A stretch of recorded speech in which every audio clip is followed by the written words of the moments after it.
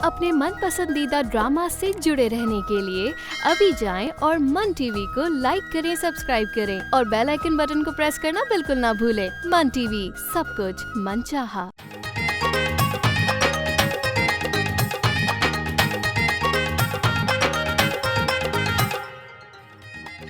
फिर अब ये कि बुलाओ अपने ससुर को, यहीं प्यासा कुएं के पास आता है।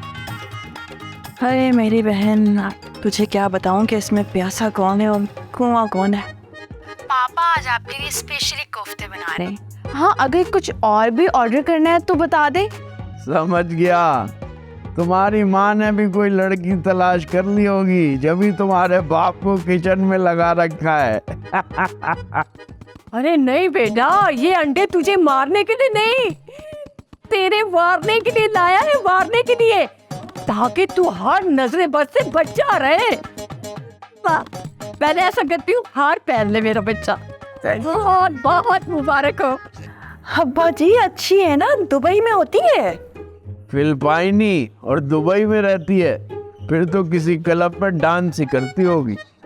अरे नहीं नहीं अब्बा जी, बहुत ही शरीफ खानदानी लड़की है। बलाएं? तुम तो खुद एक बलाओ। वैसे और कौन सी बलाएं थी मोहतरमा के पीछे? तुम्हारा दोस्त और मेरा कजन शायान। थैंक गॉड, तकरीबन ना उसकी बिस्मा से मंगनी तो तय हो गई। किसी ऐसे इंसान की शादी करवाना जिसकी बीवी मरमरा गई हो, तुम्हें देखो ना, सवाब का काम है ना, नेकियां मिलती है इससे। तुम्हारी बहन हूँ, दुनिया घूमी भी है मैंने, तुम कभी सवाब के लिए काम नहीं कर सकती। अच्छा बताओ, वरना मैं।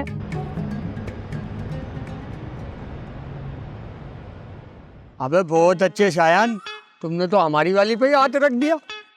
तुम्हारी वाली नहीं, कजन है वो मेरी, समझे?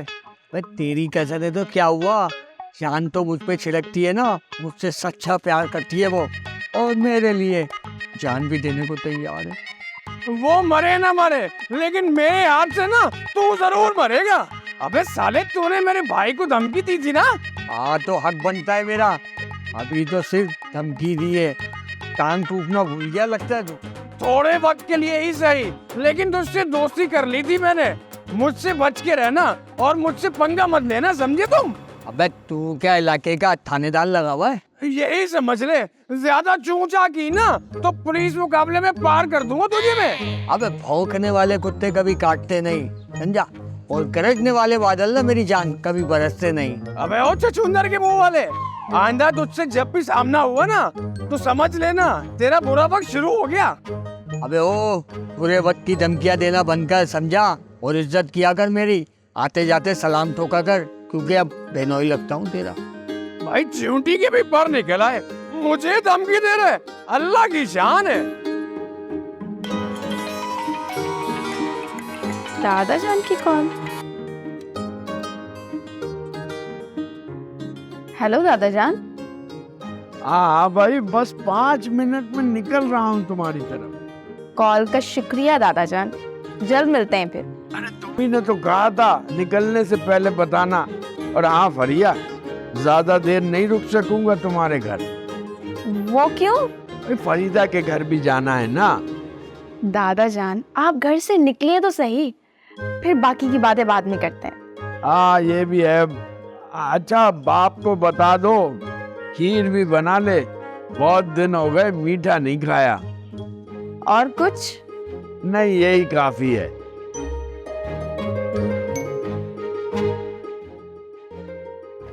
अब मोहल्ले की सारी माछियाँ चली गई, सन्नाटा हो गया मोहल्ले में। चल हल्के, हम भी घर को निकलते। अबे हल्के भाई, 2000 रुपए उधार लिए थे, वो तो दे दे, अब्बा को पता चल गया। अबे शर्म आ रही है तुझे? अबे भाई शर्म किस बात की, उधार तुमने लिए, मैंने थोड़ी लिए। हाँ ये बात भी ठीक है यार। अच्छा वैसे सुना है कि ये तूने शायान को धमकी दी है? हाँ, अपन का स्टाइल है ये, एक बार धमकी देना, दूसरी दफा में कार्रवाई कर देना। हल्के भाई मुझे पता है भाई, आपके बड़े भरम है, लेकिन भाई मेरे पैसे दे दे। अब्बा ने 2 दफा कूटा है, मैं तीसरी दफा नहीं कूटना चाह रहा। मैंने बोला ना, एक बार धमकी देता हूँ, दूसरी बार सुला देता हूँ। तू बार बार एक बात बोल रहा है, तेरी समझ नहीं आ रही। वो ये तेरी जेब में गए थे, निकाल। कड़क कड़क नोट रखे हुए, वाह भाई वाह, 75 वाले। अबे भाई अब्बा ने दिए थे ईदी पे, चल भी नहीं रहे। अच्छा, ये चल नहीं रहे 75 वाले नोट? वो तेरे अब्बा ने पूरे मोहल्ले के बच्चों को 75 रुपए के नोट बांटे। यानी वो बच्चे तेरे अब्बा को गालियां दे रहे थे कि अंकल ने हमको 75 रुपए का नोट दिया, कोई दुकान वाला नहीं देगा, अंकल बुद्धू बना के चले गए। इस पे ईद मुबारक भी नहीं लिखा हुआ। अबे फिर इस ईद पर जिन्होंने ये बच्चों को 75 रुपए के नोट दिए, वो बच्चे तो उठते बैठते में बद्दुआ दे रहे होंगे कि अंकल 75 का नोट देगा, कोई ले तो रहा नहीं हमसे। बताओ यार। तभी तूने रख लिए, वापसी दे दे। तेरे अब्बा को भी मेरी तरफ से एक दफा धमकी दे दियो, उसको भी मैं निपटूंगा। शाबाश निकल, मैं दूसरी दफा नहीं समझाता। निकल। मैं आऊंगा लेकिन लेने। निकल। हाँ, मैं भी तुम्हारी तरह ही वेट कर रही हूँ। कांटेक्ट होते ही ना मैं तुम्हें बताती हूँ। कह दिया है ना कि बहुत अच्छे इंसान है वो। Okay bye. कहाँ रह गया भाई तुम्हारा ससुर? सुबह से शाम हो गई लेकिन कोई अता पता ही नहीं है उसका। इधर कतर वाली बंदी से मुझे झूठ पर झूठ बोलना पड़ रहा है। क्या बताऊं राहिला, अब्बा जी का फोन भी ऑफ जा रहा है। मुझे तो लगता है कि अब्बा जी उसी औरत के साथ होंगे जिसका सुल्ताना ने बताया है। लो भाई, इसका मतलब है कि मेरी सारी मेहनत बेकार गई। हाय राहिला, तुमने तो जरा सी कोशिश की है। मैं तो कई महीनों से इस मिशन पे लगी हुई हूँ, पर अब क्या कर सकते हैं। देखो, जलील करना अपने ससुर को। जब आना नहीं था तो उसने कहा क्यों? बल्कि ऐसा करो, तुम छोड़ो, ये काम मैं खुद ही कर लूंगी। जरा एड्रेस तो दो मुझे। एड्रेस तो मैं तुम्हें दे दूं, पर आज जाने का फायदा नहीं है क्योंकि अब्बा जी आज मौज मस्ती में मगन होंगे उस औरत के साथ।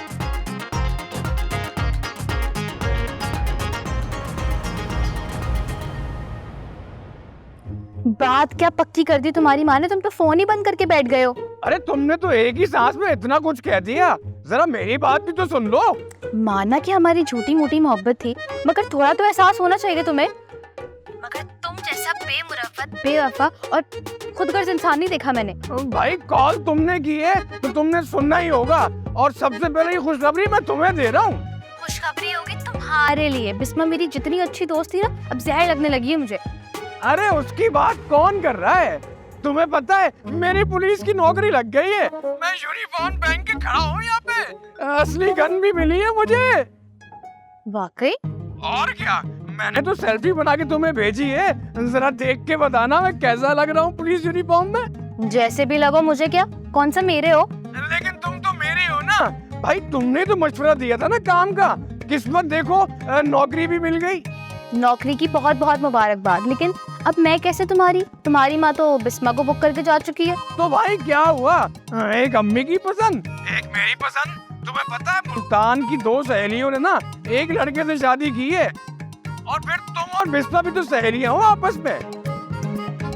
मुझे तो ये भी कबूल है, लेकिन ना तुम्हारी माँ मानेगी और ना ही बिस्मा। अरे तो अच्छी बात है ना, हम दोनों तो राजी हैं।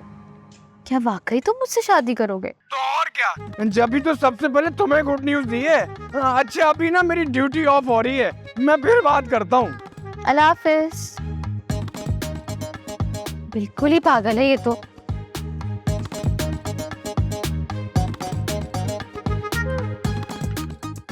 Stand up, fire, hands up hands up हैंड्सअप।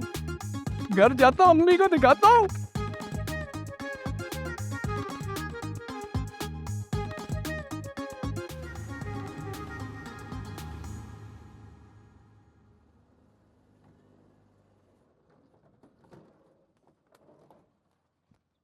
अगर जरा सी भी होशियारी दिखाने की कोशिश की तूने तो यही ठोक दूंगी मैं तुझे। अरे तुम हो कौन? ये मत पूछो कि मैं कौन हूँ, ये पूछो कि मैं चाहती क्या हूँ तुझसे। क्या चाहती हो? मैं तुझे किडनैप करना चाहती हूँ और खामोशी के साथ चलकर बुढ़े बैठ गाड़ी में।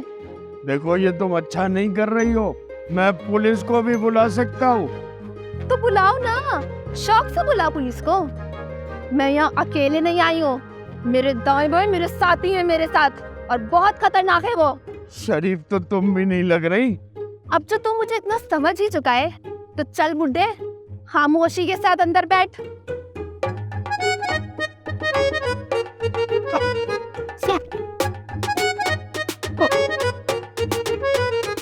खबरदार, जो उस अफ़वाह का लड़की के बारे में तुमने सोचा भी तो? वो अम्मी शादी कोई कर रहा हूँ। मैंने ताबीर का नाम इसलिए लिया था ताकि दादा मेरी और फरिया की शादी से इनकार कर दें। अम्मी मैं तो कहती हूँ शेर की शादी करवा दे ताबीर से। देखे ना, शेर ने आज तक किसी और लड़की से भी शादी का नाम नहीं लिया। जिस लड़की के खानदान का अता पता नहीं, जिसे अपनी खुद चाल चलन के बारे में कुछ मालूम नहीं, ऐसे कैसे मैं उस लड़की को अपनी घर की बहू बना लूं? अरे भाई, फरिया की दोस्त है और ऊपर से दादा की शादी के लिए बुलाई गई थी, तो अच्छे खानदान की हो। अरे क्या तुम्हारी जबान कैची की तरह चल रही है? चुप हो जाओ। तुम क्यों उसकी ये अच्छाइयाँ हाईलाइट करके अम्मी का माइंड चेंज कर रही हो? अम्मी, मैं ताबीर से शादी नहीं कर रहा हूँ, डोंट वरी। होने पर ही दूंगी। फरिया की दुश्मनी में मैं किसी गुंडे को नहीं संभाल सकती। क्या पता उसका यही पेशा हो, कल कलान को हम लोगों को मार के चलती बने फिर। अम्मी मुझे माफ कर दें और फिलहाल मेरी शादी पर फ्लैग पे रखें।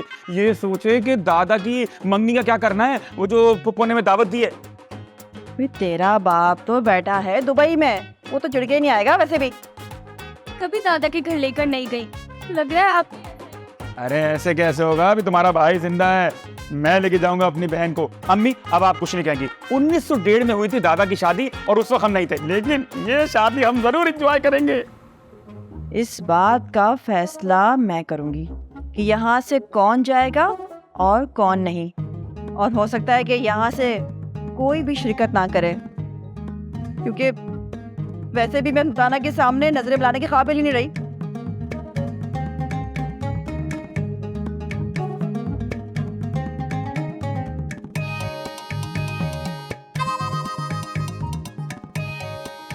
तुमने मुझे अगवा करके बहुत बड़ी गलती की है। मुझे छुड़वाने के लिए पैसे भी मुझे ही देने होंगे। किसने कहा कि मैं तुझे छोड़ दूंगी? तो क्या मार दोगी? अबे, अगर मारना होता तुझे तो इतना टाइम क्यों बर्बाद करती? तो फिर क्या चाहती हो? मुझसे शादी करनी होगी। बिल्कुल नहीं। तुम जैसी शक्ल से खूबसूरत और जहनी तौर पर वहशी लड़की से मैं शादी हरगिज नहीं कर सकता। तेरा तो बाप भी करेगा शादी मुझसे। वो अब इस दुनिया में नहीं है। तो फिर तुम भी जिंदा नहीं रहोगे अगर शादी ना की मुझसे तो? तुम जैसी लड़कियों की असल शक्ल मेकअप के नीचे और अकल टखनों से नीचे होती है। शादियां क्या ऐसे होती हैं? लेकिन हमारी शादी इसी तरह होगी, और जो रकम तुमने शादी करवाने वालों को देनी है वो सारी तुम मेरे अकाउंट में ट्रांसफर कर देना। हरगिज नहीं। तुम्हें तो मैं फूटी कौड़ी नहीं दूंगा। और मेरे बारे में इतनी मालूमात आखिर तुम्हें किसने दी? मैंने बताया था।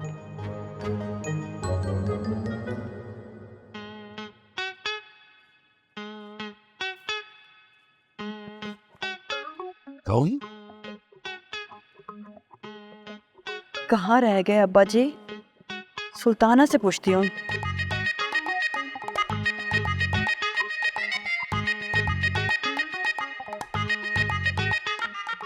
सुल्ताना, अब्बा जी तुम्हारे घर पर है? नहीं तो फरीदा, क्या हुआ?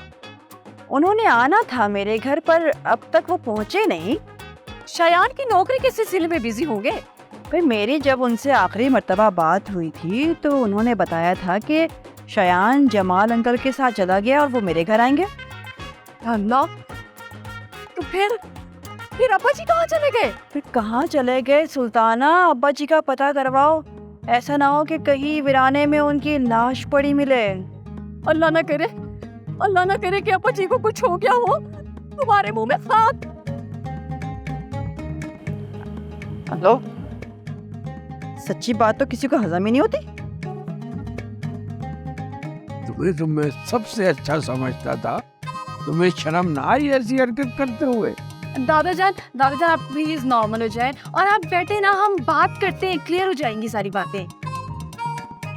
अरे बता तो दिया इस चुड़ैल ने सब कुछ, अब बताने के लिए क्या रह गया है? इसीलिए कह रही थी ना, आने से पहले बता देना, आने से पहले बता देना। खुदा न खास्ता इससे गोली चल जाती तो फिर क्या होता? ये नकली गन है और मैं कोई प्रोफेशनल किडनैपर थोड़ी ना हो। अरे एक्टिंग तो असली की थी ना तुमने, जैसे धंधा ही तुम्हारा ये हो। दादाजान, मैंने इसे कहा था, मैं चाहती थी कि हमारी होने वाली दादी जान से मुलाकात ना कुछ मुख्तलिफ अंदाज में हो। हाँ, ये है तुम्हारा मुख्तलिफ अंदाज कि अगले बंदे की सांस ही रुक जाए। पता नहीं कैसी कैसे सोचे दिमाग में आ रही थी। Sorry AB.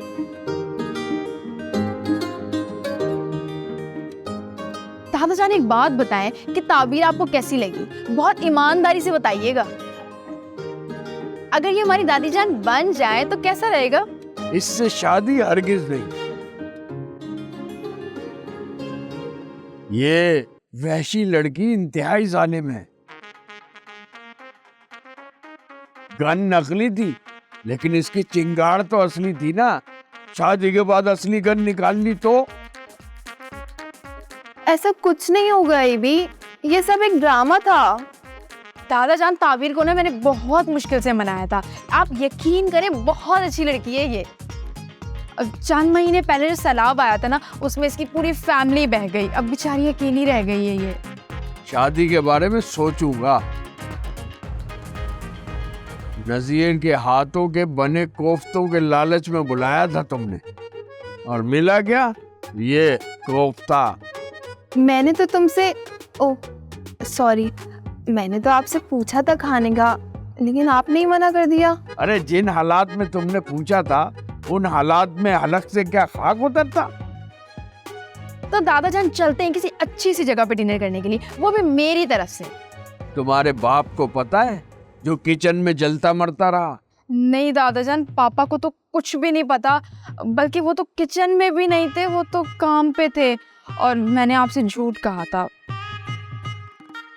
अच्छा, आप दावत कर रही हूँ ना, तो चले चलते हैं। प्लीज एबी, चले ना आप डिनर पर। नहीं, अभी नहीं। इस वक्त तो तुम दोनों की शक्लें देखने का दिल नहीं चाह रहा। साथ बैठकर खाना कैसे खा सकता हूँ? जा रहा हूँ मैं। अरे चुप करो दादा जान।